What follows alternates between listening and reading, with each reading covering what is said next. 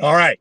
A little bit late, although we're leaving basically on time. All right. Hopefully the weather cooperates. Bad again last night. Uh, we'll see how long I can do this. I know I'm going to look at the phone and I should be looking at the car. All right. It is episode 40, or looking at the road. It is episode 40 of the Schulte cast. We're off to Baton Rouge to catch a flight to Louisville, where the story of the day is, if not of the year. We'll get to Cajuns baseball. We'll get to Cajun softball, LSU with a big win. But Scotty Scheffler is arrested trying to enter Valhalla. Crazy story that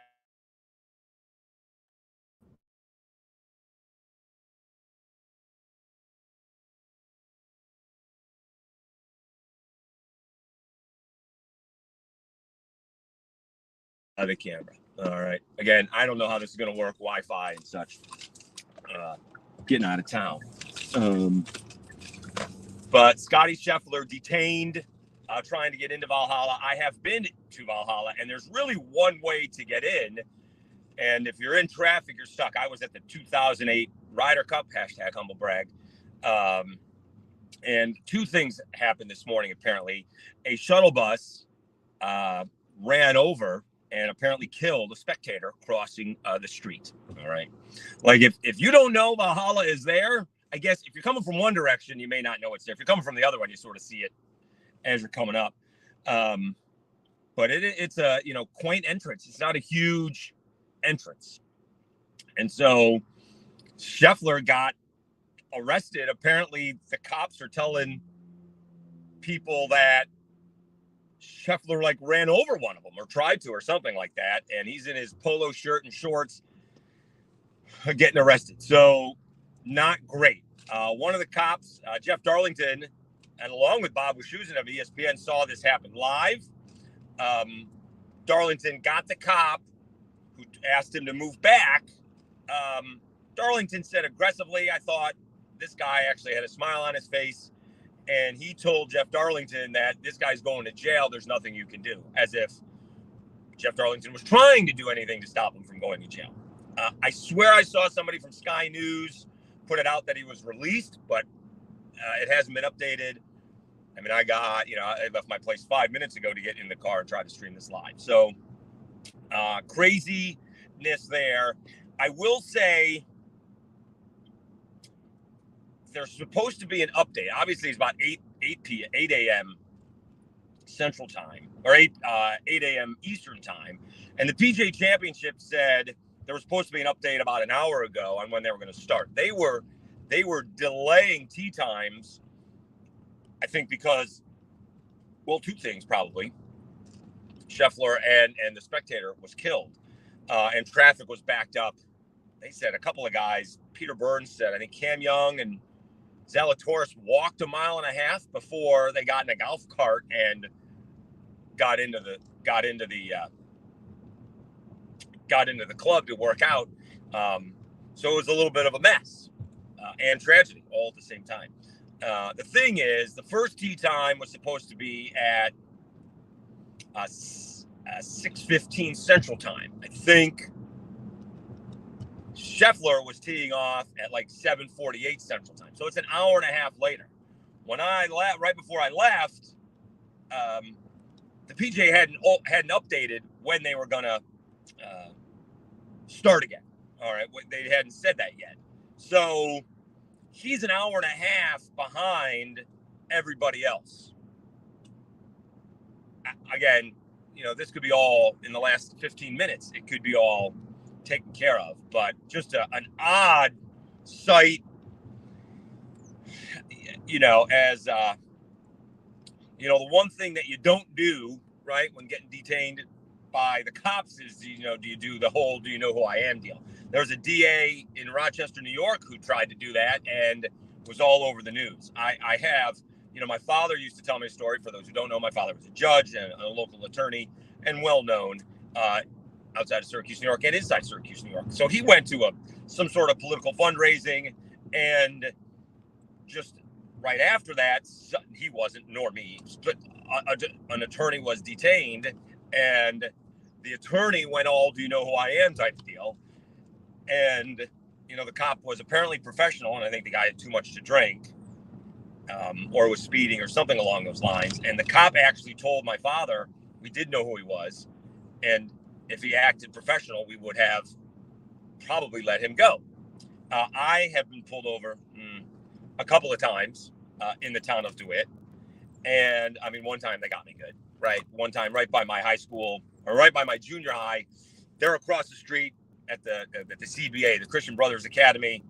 And it's probably 30 miles per hour. And I was probably going 40. All right. Picking up my friend to go out, and pulls me over. And he said, I just said, hi, officer. And, you were going a little fast. I probably said, yes, I was. I'm sorry.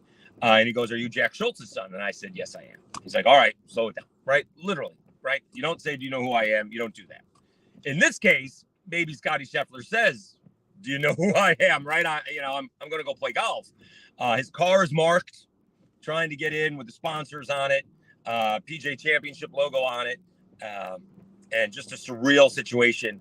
I have a feeling this will all get worked out, but as if it wasn't playing golf wasn't hard enough, now Scheffler has to put that behind him.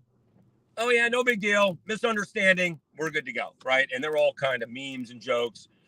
Shooter McGavin as, the remake of Happy Gilmore, or the sequel to Happy Gilmore's, was announced yesterday or a couple of days ago. And Shooter McGavin is behind it. Patrick Cantley's behind it. Rory McIlroy's behind all this mess. So it's a little bit of fun. And again, we are forgetting there was somebody killed. I don't think these two things are directly related. Like, I don't think, this happened right. It happened before Scotty Scheffler got detained. That's why security was uptight and tighter heading into the golf course. Again, I think it'll all get worked out. It will be interesting if it doesn't in time for his tee time. Like, if Scheffler is late to his tee time due to being arrested, is the PGA Championship really going to do that? And is it fair to the other players? Do the other players care? Don't know. So fascinating story that, again, I'll be in Baton Rouge, hopefully by 8:30. The goal was to be in the car by 6:55. I think I left at 7. It'll take me an hour and a half, and hopefully, I'm going 190 because, it drops you off right at the Baton Rouge airport, or close enough. And, for those who have done that, right, that's a bunch of speed traps because it's, probably 65 a lot of the ways you go into those small towns. It gets slow fast. So you got to pay attention to that. All right. It is episode 40 of the Schultze-cast. Hopefully you guys can hear me. I guess I'll find out later that you guys are listening, and I don't see any comments to say that that's not the case. All right. Cajuns baseball, a little bit of a nutty game last night. 6-4, suspended in the bottom of the 6th. Andrew Herman did start for the Cajuns.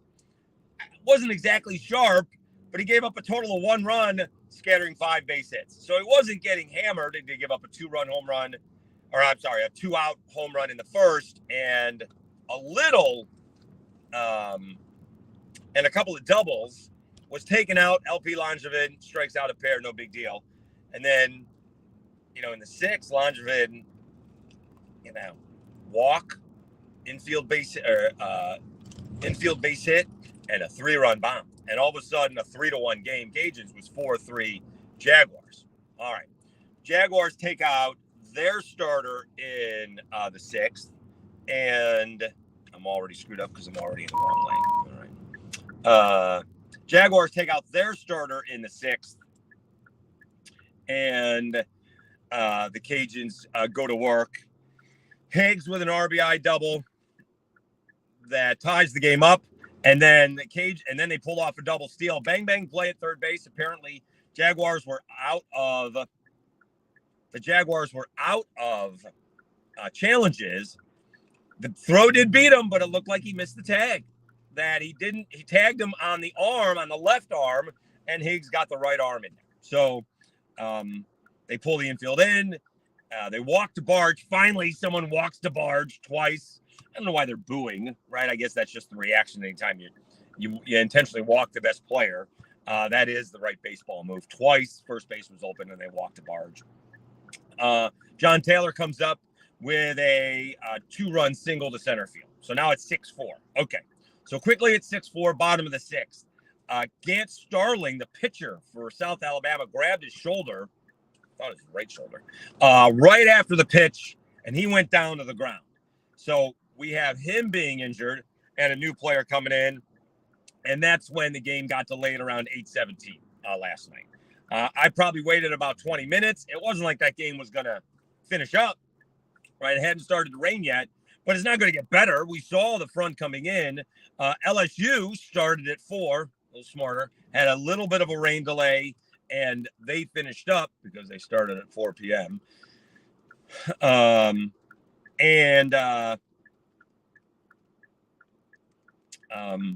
The Cajuns are suspended. Now, rain. Let's see if I can get in this truck a little bit. I did. And we don't have a light. So lights are off on Evangeline Highway. That's not good. Let's see if I can make a left. Yes. All right. So lights are off on Johnson and Evangeline Highway. All right. Everybody is acting like a stop sign. That's very good. And so now the Cajuns are going to play at 3 today, and then the second game is coming up. All right. The radar's changed a little bit when I went to bed at around 10:30 last night. It really was supposed to be clear. It's a little bit raining right now. Obviously, the storms were once again bad. I don't know if a tornado hit last night. Rob Perillo, KATC, showed pictures of 70 to 80 mile per hour winds. I had thoughts about going into Baton Rouge last night. My day did not allow that, or I didn't make the proper adjustments. But it looked like I'm catching a break because, I'd say Wednesday night, it looked like there was supposed to be severe weather, like around 7 when I wanted to leave. And I think I'm leaving a little bit early, trying to get to the airport at 8:30. I'll probably be there around 9.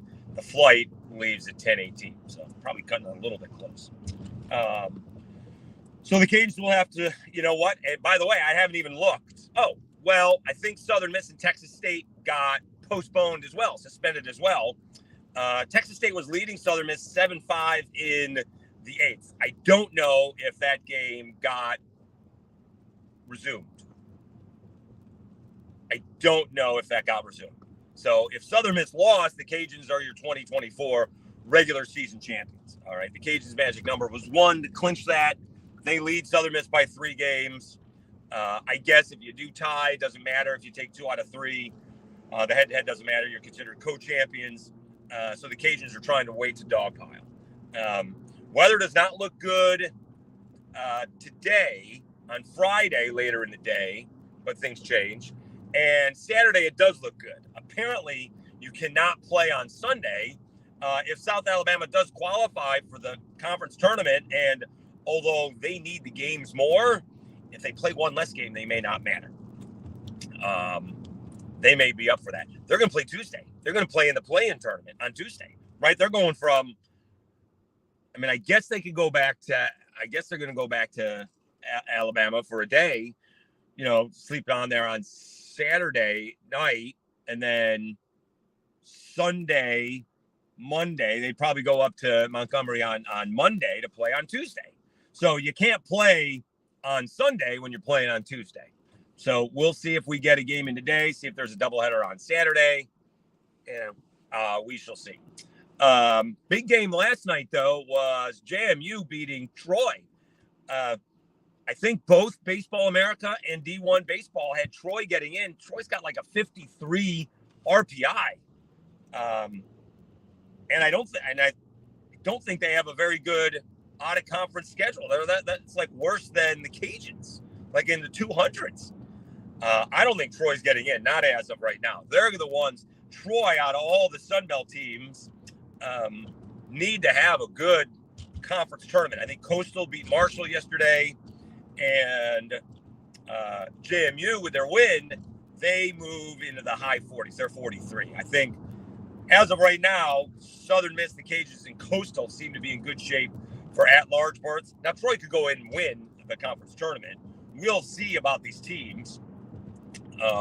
Like App State, Banks Toley is having this sensational season. Is that, do we need to see the splits on Banks Toley playing at App State in the mountains compared to, on the road? He is hitting like 390, has like 27 home runs, right? If it wasn't for Kyle DeBarge, Banks Toley would probably be your player of the year, which is a great name. My mom was replying yesterday. I think his mom, is that a nickname? Is that his first name? You named him Banks? That's a great name.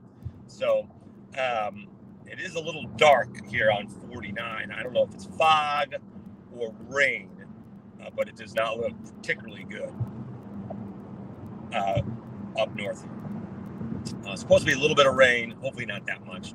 The rain actually may make me drive slower. So that's hashtag always a bright side. So the Cajuns waiting to dogpile. Also, it should be noted right now who's going to pitch for the Cajuns. With no Langevin not pitching, coming back today, you still need 3 innings. I'd say Jack Martinez, but he hasn't really pitched very well as of late. I guess you could go a Blake Marshall or Blake McGehee, right, to give you some innings. That's probably going to be the first guy. Is Holzhammer done for the year? He hasn't pitched in a minute. I presume that's not the way they would go. I would look for Marshall or McGehee today, all right? This looks more like fog than rain. It's a little bit of a mist, which could be just coming from the fog. But it is foggy heading up the thruway to, Karen Crow and Opelousas. We're going to catch 190 up here a little bit later than we wanted to be. All right, it is episode 40 of the Schulte Cast. I did say, did it rain last night? Afterwards, did we get a second round? Once the rain went through, and it was, I jumped, right? I had a thunder and a lightning, felt like it was on top of my head at about 9:40, right before I did Lockdown Sunbelt. I felt like once it ended, now it's starting to rain a little bit. Once it ended, I don't feel like I got a second rumbling of thunder. I went to bed, again, 10:30, quarter of 11. And I'm not very good when I got to get up early. Like, I kept on waking up. I woke up a little bit extra early today to get at least a little bit of a workout in, which I did, but I didn't get on the bike. All right, Cajun softball. We had great pressures yesterday. Cajuns, Ole Miss, Baylor, and Princeton. And, all of the teams, went through it a little bit, right? The Cajuns started 9-12. Some of us, like me, forget that. Ole Miss kind of feels fortunate that they're there. Baylor had some injuries. Princeton also had to straighten some things out. Jamie Traxel, the head coach of Ole Miss, was hilarious. What are the challenges that you had to overcome? And you're expecting, a couple of breaks didn't go our way. We had some injuries, some bad calls, coach speak. And we didn't get coach speak, So I asked, what were the challenges that you had to overcome? Losing. That's what she said. And Paige Smith, her player, just laughed, smiled. I kind of like that answer, right? She kept on saying we were close, right? We couldn't quite get that base hit. We couldn't quite get that out that we were, that we needed to get. And eventually they did. And so they felt fortunate to be here. Baylor thought maybe they could host, but Glenn Moore, appreciative about being here. They had to overcome some injuries. They've taken 2 out of 3 from the Cajuns. I like the idea that, and unfortunately I got a spam call in the middle of his great quote that Glenn Moore schedules the Cajuns and specifically likes coming to Lafayette to prepare for the Big 12. What a compliment that is for the Raging Cajuns. Admittedly, he's like, well, when we come in February, we know it's a little chillier out. It's basketball season. We may not be getting the crowds that we're going to get to today, but we like the atmosphere here, and it prepares us for that. Ole Miss kind of said the same thing. Ole Miss, one of the challenges Ole Miss is went under this year, they had they're getting a new stadium. They're revamping their stadium, so the fans, mostly the parents of the kids, are behind the outfield. There's no atmosphere around home plate, right? Whereas, at Lamson Park, you kind of feel like the fans are right on top of the player. And so she appreciates the energy that they get on the road, right? Even if we're booed, is there really booing in softball? The only booing in softball is the umpires, right? There may be, razzing and ball 4 cheers and stuff like that. But there's no is there booing in softball? I don't feel like there's booing in softball. As you can hear, the rain is coming down a little bit here on the thruway. Although it does look, I don't know if I can't tell the sky is clearing. That just may be light spectating off the sky. Maybe not. So I don't think there's any booing in softball per se. But she's like, we kind of feed off of the energy. Cajuns will take on Princeton, who we found out for the Princeton's first ever regional was here in '94 in Lafayette. They did not play in 20. That was COVID. Didn't get an answer or asked why they didn't play in 21. So I'm not sure about that.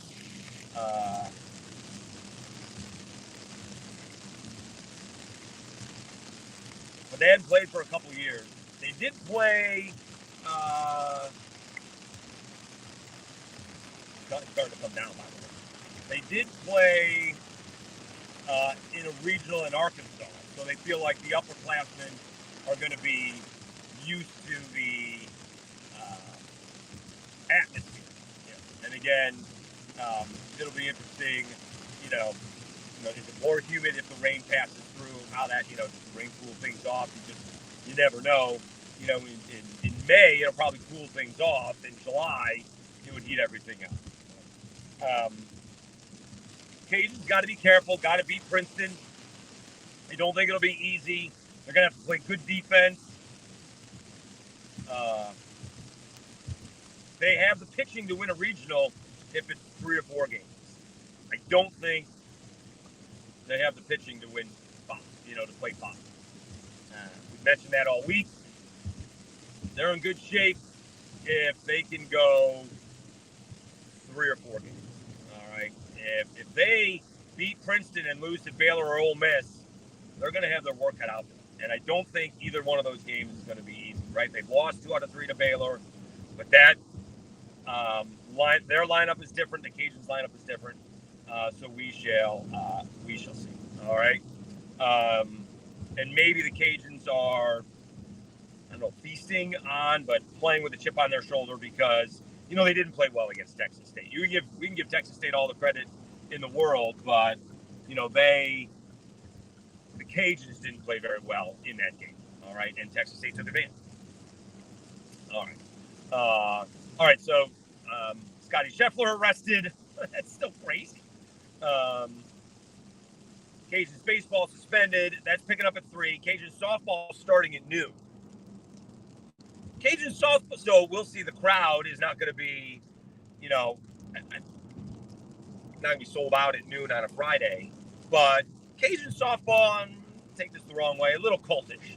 So I presume it's still going to be, 800 to 1,000 people. All right.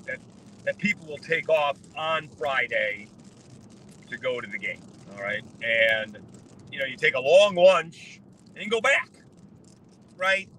So Baylor and Ole Miss will be there at 2:30. That'll probably be relatively empty except for the Baylor Ole Miss fans. But you go to the game at noon. If weather gets in the way, you go back. But all of us, you never know. It could be an hour and a half ball game. And you're back at work by 2 and put in the rest of the day. So we shall see. Ole Miss with a big win last night. I'm sorry, LSU with a big win over Ole Miss, 5-1. I don't think I've ever heard this before, but Skip Bertman was there, and Furness was there. Dr. Eddie Furness. He's there cheering on his son Will, who plays for Ole Miss, and Doug Thompson was like, we'll have Eddie on, but let him watch his son at bat. He'll come on when he's done, and he got a base hit. And so I've never heard this out of an LSU broadcast. I find it fascinating. I don't have a problem with people being homers. I think Chris Blair, Doug Thompson do a tremendous job, but Doug Thompson is like, Eddie will join us after, what is hopefully a solo home run. I've never heard that before on an LSU broadcast. So you had Doug Thompson rooting for Will Furness that way. Again, never heard that before. LSU's RPI, I think, is 33. Again, Teddy Cahill wrote about the 13-win, SEC situation. We may not get that whole "I told you so" because if LSU sweeps Ole Miss, and they got a really good shot at taking the first two games with Holman going today, because if you win this ball game, and I presume Ole Miss has issues on Sunday too. If you win this ball game, and you're say 30. And you win the Gage jump Luke Holman thing, because don't these teams get like double buys? They're not going to be playing anybody great to begin with, right? LSU's going to sneak into the SEC tournament. I guess I have to look that up, but usually they're not playing like Kentucky in the second round, are they? I could be wrong, but it's a couple of games before that. Like the top teams get the double buys, and so they have a shot at Gage jump and Holman getting wins in the SEC tournament, and you lose the third game. I happen to think LSU's in. All right, I think so. I understand why people are using the 13 game. Very few teams have gotten in. I mean, Ole Miss, I don't know what their RPI was. It was like 24 before they played LSU. I presume it didn't go down that much if it did. Again, I think most defending national champs will get the benefit of the doubt. I think at LSU will always get the benefit of the doubt. So until I see otherwise, I think LSU is getting in. I could be, big told you so, if they don't, but if they're sitting 35 or better, I think they're getting in. If they're sitting 40, maybe not. Plus, their RPI isn't going to change all that much. Even the teams that are, in their standings, right? Doesn't even Auburn have like a good RPI? So some of these teams have really good RPI. So even if they lose, I don't think they're going to be. It's going to be all that difficult. All right.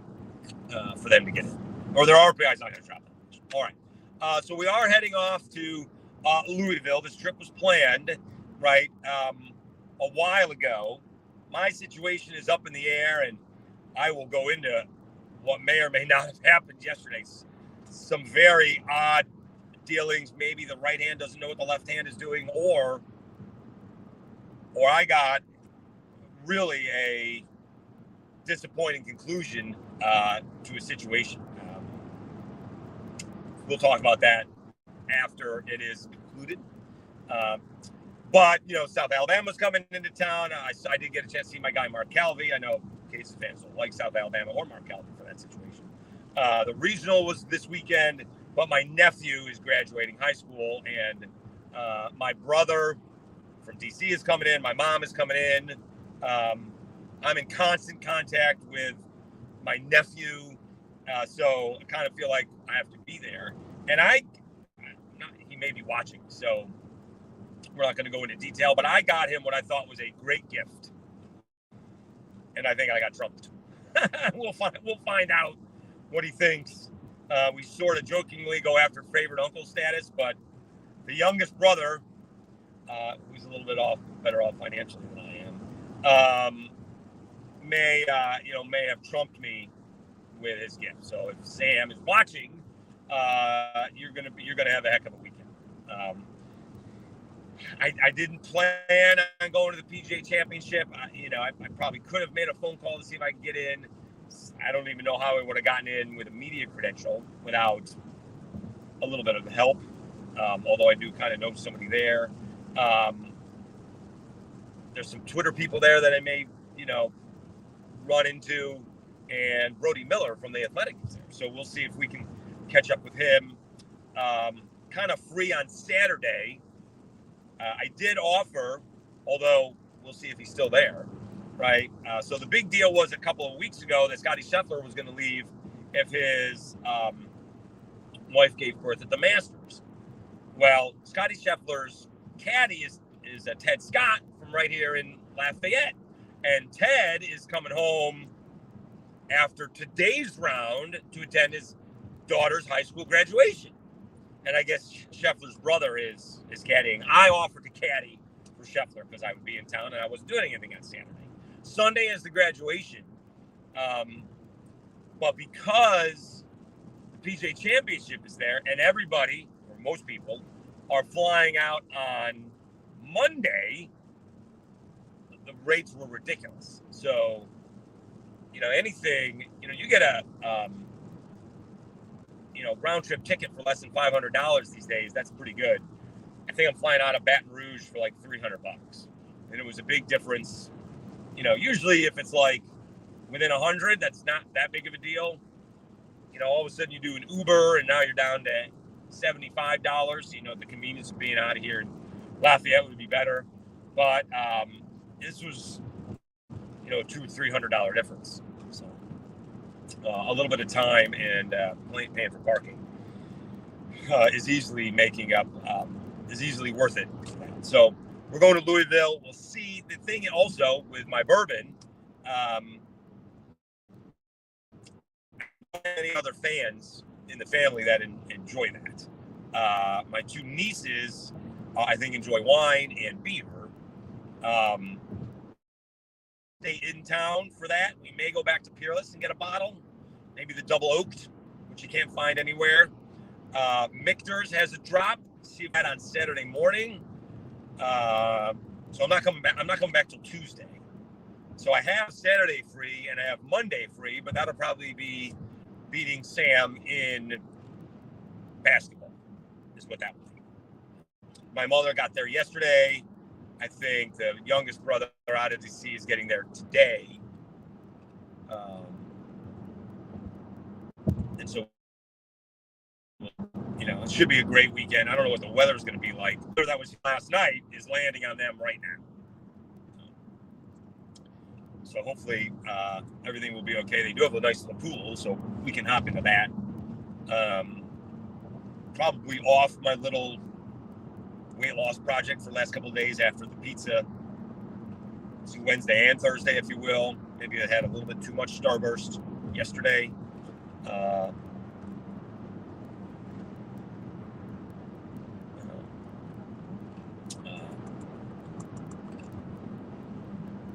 We already have a hibachi for Saturday night dinner, and then the pizza party for graduation is on Sunday. Graduation is early Sunday morning. Louisville gets packed at Orange Theory, so I don't even know if I'm going to be able to do Orange Theory. My brother does have a treadmill, so I can do that. And of course, I can run outside if it's okay weather. All right, so we'll find out if Scotty Scheffler has got released, what the PGA is going to do. And then we got all kinds of, college baseball and softball. So my flight lands at scheduled to land and depart, I think, Atlanta at 1, right? The biggest part of Atlanta is getting in there early and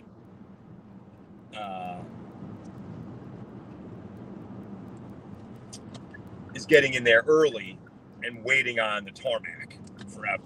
Right. You do have the time change.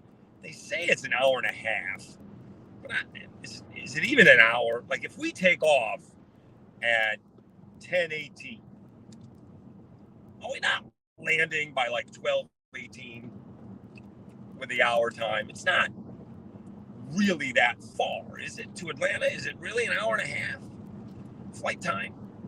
So it says we depart around 1. My flight doesn't leave until like 3:30 from Atlanta, and that's like a 45-minute flight or something like that. That's a nothing flight from Atlanta to Louisville. But we'll see if we can watch Cajun softball. Probably won't be live tweeting it or something like that.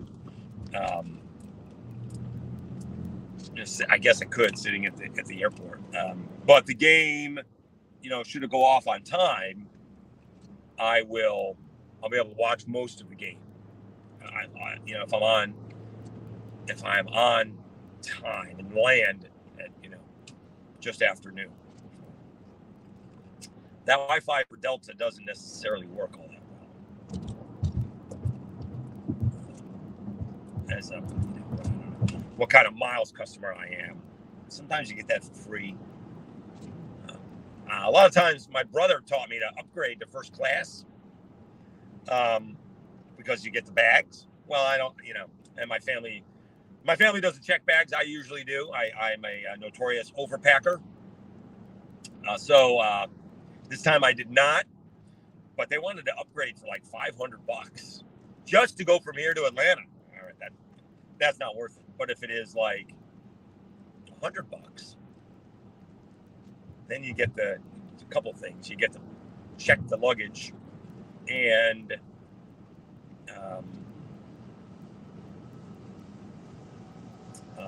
you get the priority to get it off.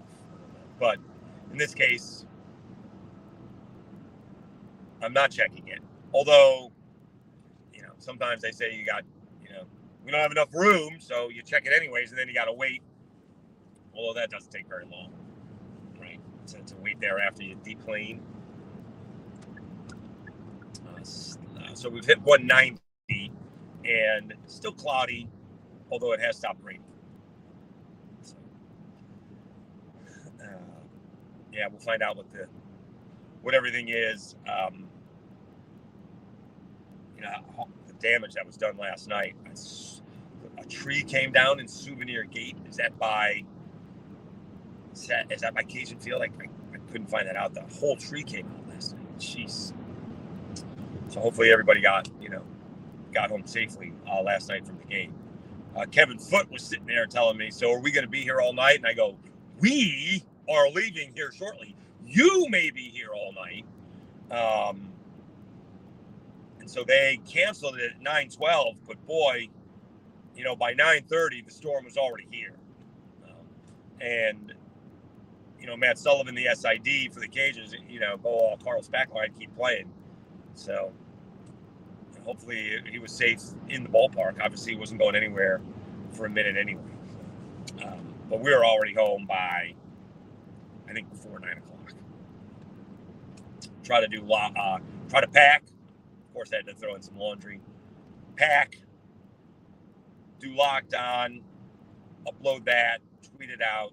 I actually had kind of odd. I did a lockdown thing, ranking Sunbelt quarterbacks, and you think that gets some play, or top at Sunbelt coaches, something exciting I did, comparing Sunbelt athletic budgets, and I said it, and it just didn't sound good. It sounded, that's boring, and when you know it, that's one of the biggest ones we've had. So apparently that's a big deal in the Sunbelt, especially when James Madison is sitting there at about 65 and ULM is at 21. So that's the thing. So I appreciate that. We're doing a drive for 1,500 for Locked On Sunbelt. So it would be a big help. We actually had about a dozen this week, which is a big week for me. So we're almost at 1,230. We could be at 1,500 by August 31st. That, as far as I'm concerned, that's week one of college football. I guess McNeese is playing Tarleton State on ESPN week 0. I don't get the whole week 0 deal. If we're playing college football, that's week 1. But someone decided to come up with a marketing plan. I guess it works because we all use it. But I'm going to go with week 1. College football season kicks off on the 31st, a little bit early. And so the drive is for 1,500. It's not that many between June, July, and August. And it should pick up around media days. We'll see if, a Sunbelt team gets through to the Super Regional or the College World Series, either softball or baseball.